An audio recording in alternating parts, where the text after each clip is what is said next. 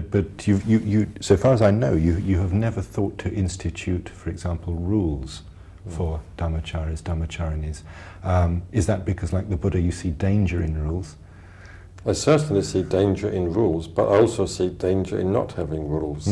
We do have precepts, and in a sense they are rules. I don't want to sort of, as it were, quibble and say, well, we've got precepts, we don't have rules. You can see the precepts as rules. You can see them as guidelines. You can describe them, in any way you like. But they do represent a sort of standard pattern of things which, as dhammacharis and dhammacharis, we don't do. Things which are out, so far as we are concerned. But they are stated more in the form of broad general principles, which it is up to us to apply. And I don't think the order should be like a sort of boarding school where people are so immature and irresponsible that they need all sorts of very minor rules to make quite sure that they don't do wrong. If they really need rules of that sort, on that sort of level, to that extent, they're not really a sufficient human, let alone spiritual maturity, to go for refuge and take the 10 precepts. Yes.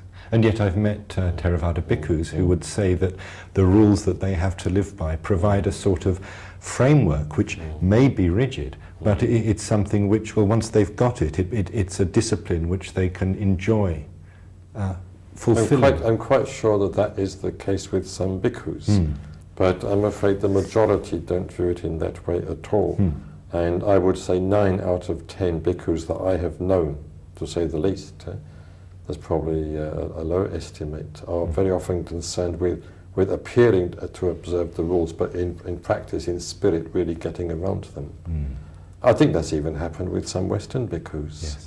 For instance, well, as you must know, bhikkhus are not allowed to handle money. The rule actually says not to handle gold and silver. And there are Western bhikkhus who have bank accounts and who have checkbooks and who believe that they are observing the rule of not handling money. But to me, this is just a travesty of that particular observance. So this is something that, right from the beginning, you want to have nothing to do with. The fewer rules, the better. But I also think that in one's spiritual life, if one has officially taken precepts or rules which one is not observing, and which one knew, even at the time that one took them, one was not going to observe, that has a very undermining effect on the spiritual life.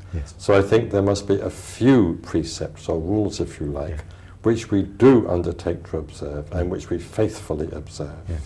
I think that is very much better than taking upon oneself a long list of very impressive sounding rules, at least half of which you don't actually observe, or which you circumvent, or the spirit of which you totally neglect.